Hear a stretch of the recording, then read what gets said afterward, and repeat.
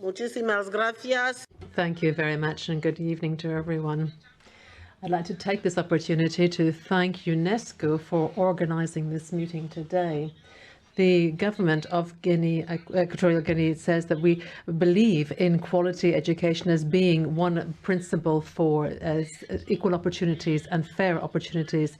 Therefore, the way in which we organize our education system is important.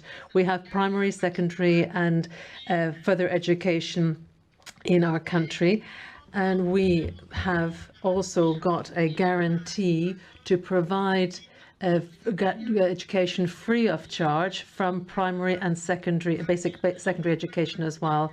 We also provide higher education free of charge through a system of grants, and we also guarantee parity between boys and girls in all classrooms. For that reason, we believe that the level of education in the last surveys have shown that 95% of our population is educated. However, when the pandemic arrived, it did surprise us, and the first problem seemed to be that we had to reorganize our timetable, the academic timetable for our schools.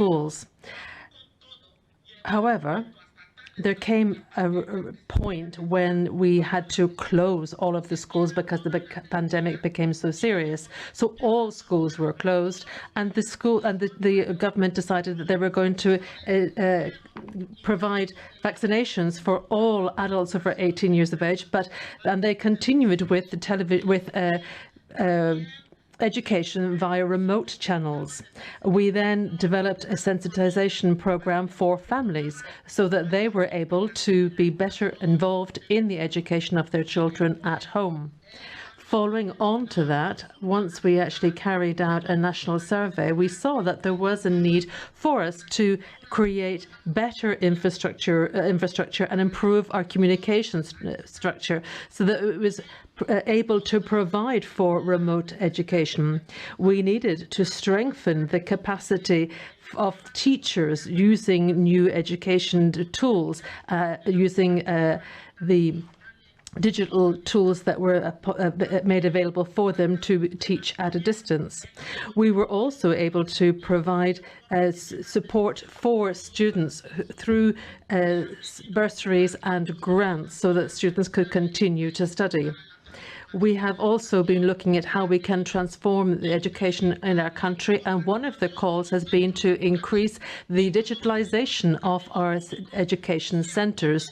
All public education structures must have computer technology and internet access so that all students in the public education system have access to digital education.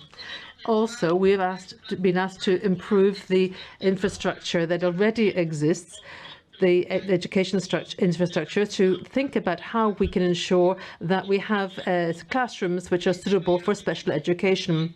We have got to try and ensure that we equip the educational infrastructure correctly.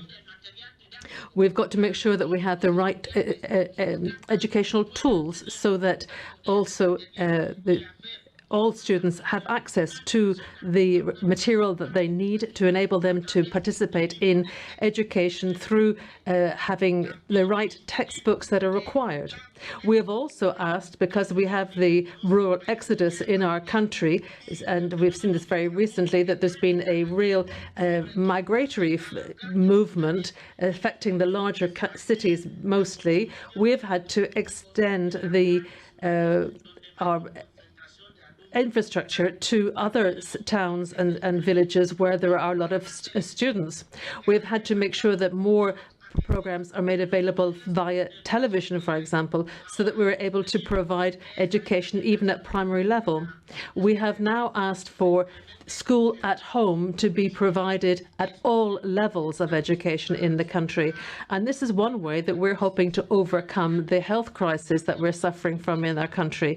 And we think that this is also a possible tool to overcome other crises that might occur in the world and will impact upon education in Equatorial Guinea. Thank you very much.